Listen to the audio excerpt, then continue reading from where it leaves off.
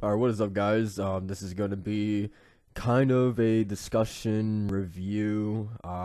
Just kind of want to talk about the Claymore manga, man. I finished volume 11, and a lot of crazy stuff happened, and I really want to talk about it.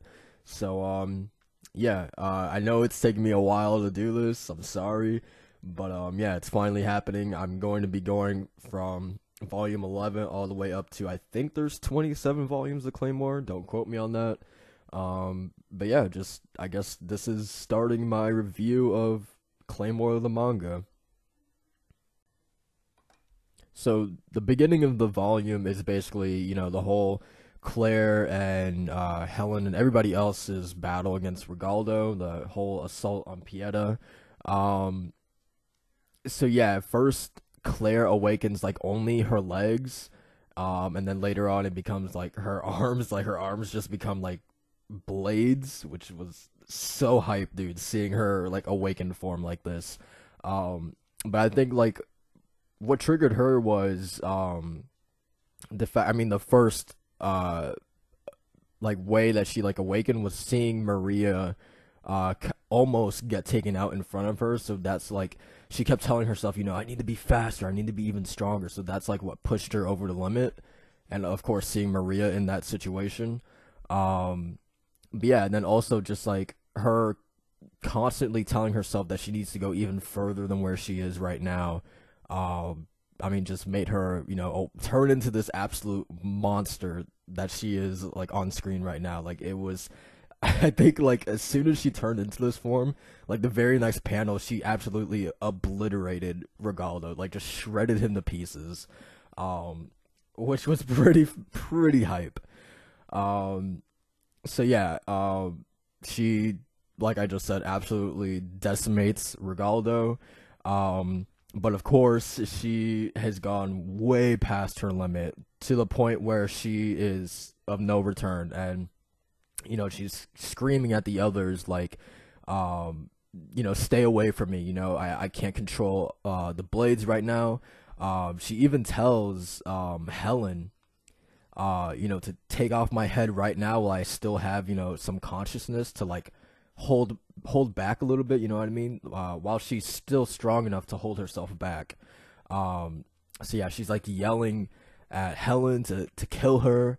But Helen is yelling back like it's not too late to come back, telling her, not to give up.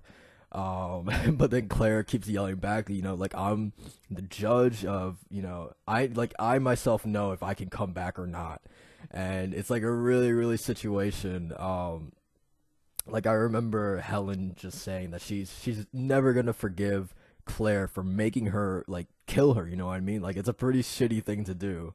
Um, so yeah, that whole struggle between those two characters, like Claire, wanting Helen to kill her on the spot, but obviously Claire not wanting, I mean, Helen obviously not wanting to do that, like telling Claire that you can still come back from this, and Claire saying, no, I can't. I really enjoyed all of that stuff. Alright, so next, Jean literally comes out of nowhere with the hole in her gut, stopping Helen from killing Claire, and she's like, basically before I die, I have to repay Claire. And I was like, oh god, dude, she's gonna do the classic like life for a life, you know what I mean? Um, I was like, dude, I'm not ready for this. I cannot do this right now because I love Jean, dude. I really loved her character. Um, so yeah, dude, she's like basically saying how like our roles are like reversed right now. It's crazy how like life ends up like that. And Claire's just yelling like, no, it's not like that. I'm too far gone. You can't help me. Stay back. And like Jean just keeps coming closer and closer to the point that Claire actually does stab her through the body, and then she like Jean hugs Claire. She's like, "You can do it. Come back." And she just keeps saying how like I can finally repay you. I can use what's left of my life to save you right now. And Claire's just like, "You need to stop it. Move away from me." She actually says that use your energy to regenerate yourself. Like, don't do this. I'm too far gone. And Jean obviously won't listen to her. Like she wants Claire to live on. She basically comes up with the idea to harmonize their, Yoma energies together. She wants Claire to live on. Um, dude, it was emotional, dude, and I think the part that broke me was Jean thinking that like her life, what was it? Like she felt like she was only allowed to live like for this moment to repay Claire, and it's like that is such a like to think that that's your purpose in life is so shitty, right? And like I felt bad for her when she said that. Like her only purpose of life was to save Claire. Like for her sake of living was for another person. That is so shitty when you think about it.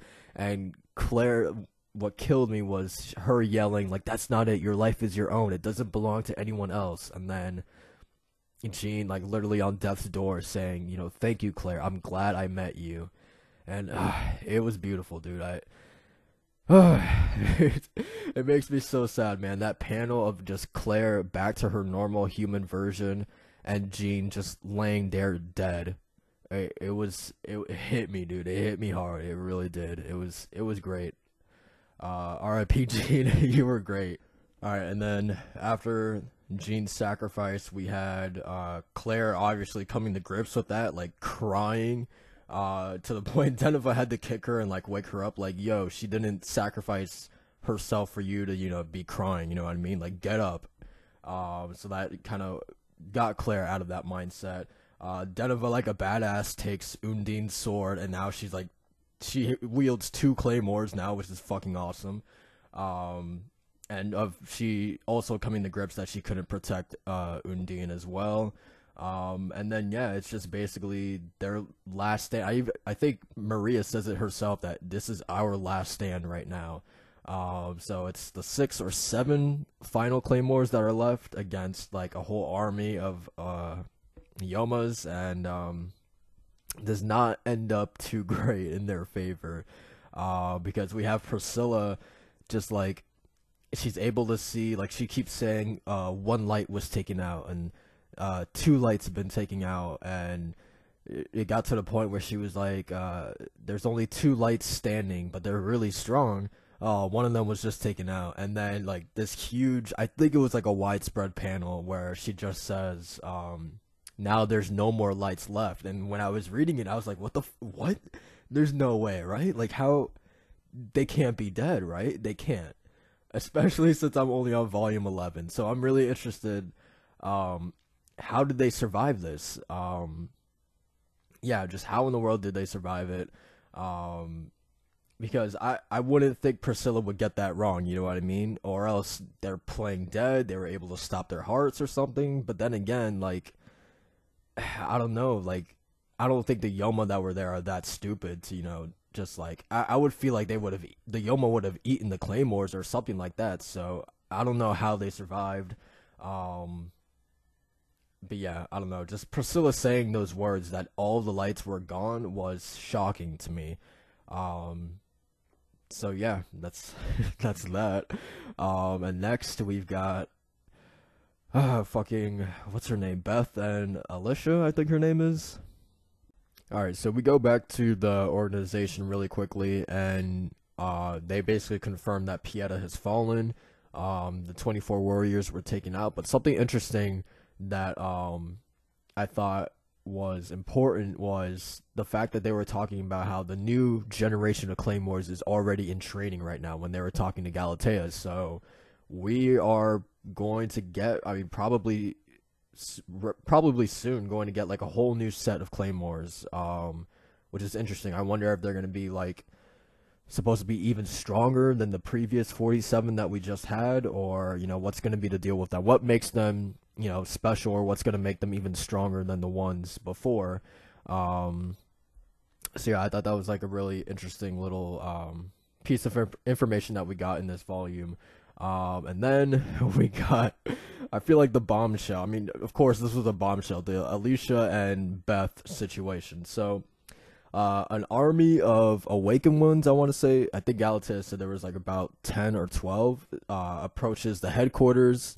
I think Eastleigh sent them there himself, knowing that the organization would have something powerful enough to stop them. So, like, he just sent them there as like sacrificial pawns, I'm pretty sure. Um, but yeah, so we get the first look of Alicia and Beth, um, which they are twins, and it's like a really situation. So Beth is number two, Alicia is ranked number one, I think, and Galatea is like, why are they wearing black? All right, so Alicia basically awakens instantly and just starts decimating all the awakened ones, and Galatea comes to the conclusion like almost immediately that they share one mind together, both twins.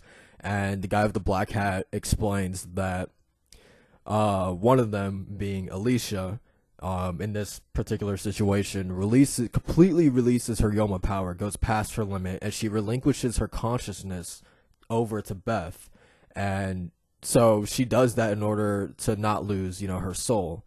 Um, so it's like, and he also gave like the comparison. That's how, like, it's kind of like how Galatea harmonizes her energy with another to control, like a Yoma or whatever, or to control somebody else.